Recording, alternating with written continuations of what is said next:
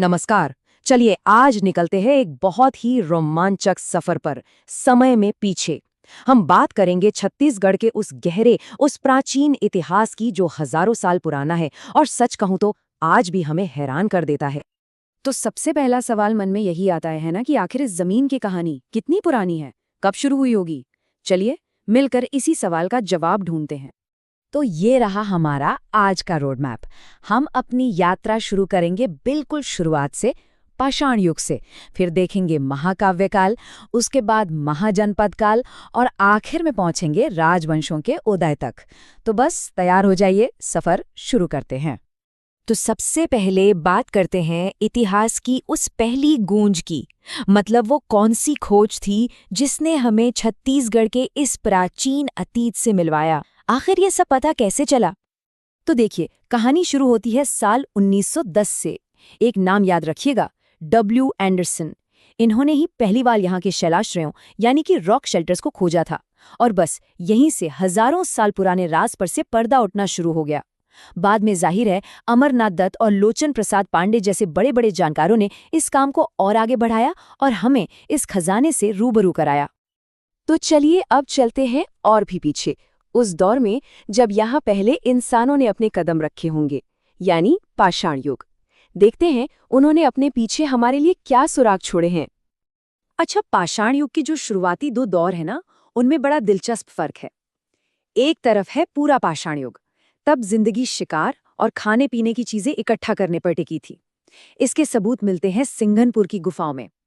फिर आता है मध्य पाषाण युग। अब देखिए, कबरा पहाड़ जैसी जगहों पर हमें लाल गेरू से बनी पेंटिंग्स मिलती हैं, छिपकली की, घड़ियाल की, और औजार भी पहले से बेहतर हो गए थे। मतलब साफ है, इंसान अब अपने आसपास की दुनिया को और भी बारीकी से समझने लगा था। और फिर आया एक क्रांतिकारी बदलाव नव पाषाण युग में। जब खेती की शुरुआत हुई, जिंदगी पूरी तरह बदल गई।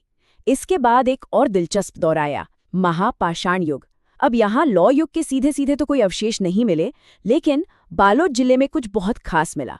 शवों को दफनाने के लिए इस्तेमाल होने वाले बड़े बड़े पत्थर, जिन्हें हम मेगालिथ्स कहते हैं। ये पत्थर क्या बताते हैं? ये उनकी गहरी आस्था की तरफ इशारा करते हैं। शायद मृत्यु के बाद भी जीवन में उनका विश्वास था। अब एक बात बिल्कुल गांठ बांध लीजिए, रायगढ़ जिला ये छत्तीसगढ़ में सबसे ज्यादा रॉक शेल्टर्स का घर है। बस यही एक बात इस इलाके को पुरातत्व के लिहाज से बहुत बहुत ज्यादा जरूरी बना देती है।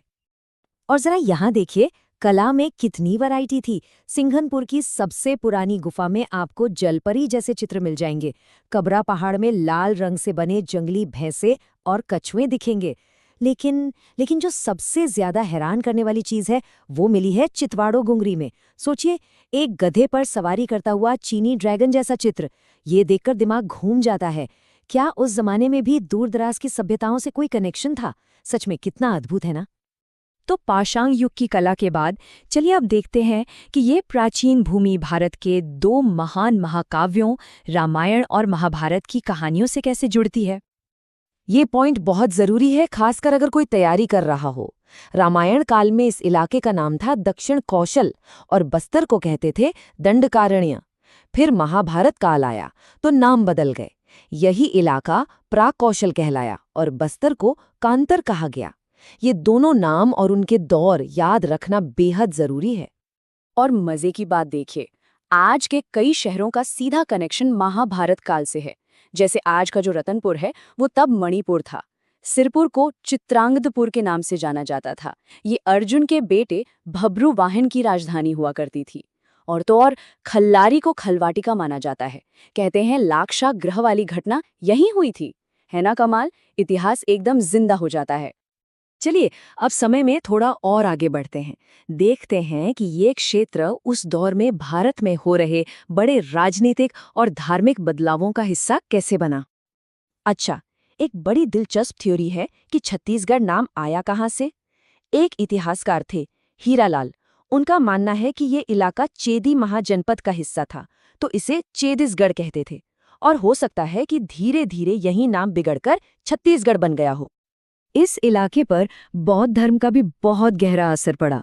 बात है 639 एडी की।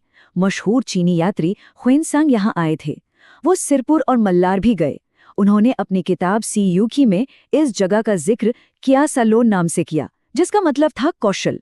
और उनके आने के बाद तो मानो सिरपुर और मल्लार बौद्ध धर्म के बहुत बड़े सेंटर बन गए, ज्ञान और संस्कृति के बड़े केंद्र।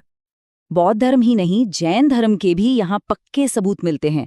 देखिए, पहले तीर्थंकर ऋषभदेव से लेकर 24वें तीर्थंकर महावीर स्वामी तक लगभग सभी से जुड़े कुछ न कुछ साक्ष्य यहाँ मिले हैं। गुंजी, भाटागुड़ा, नगपुरा, आरंग, ये सब वो जगह हैं। इससे एक बात तो साफ होती है कि ये जमीन अलग अलग धर्मों और विचारों का एक संगम रही है। तो अब हम पहुंच चुके हैं अपने इस सफर के आखिरी पड़ाव पर। अब देखते हैं कि यहाँ एक व्यवस्थित शासन की शुरुआत कैसे हुई, वो शुरुआत जिसने आगे चलकर मध्यकालीन इतिहास की नींव रखी। यहाँ के शासकों को हम आसानी से समझने के लिए दो हिस्सों में बांट सकते हैं।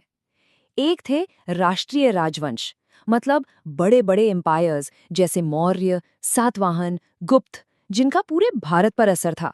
और दूसरी तरफ थे क्षेत्रीय राजवंश, लोकल पावर्स, जैसे राजर्षि तुल्यकुल, शरभपुर्य या नल वंश, जिन्होंने यहीं के हिस्सों पर राज किया।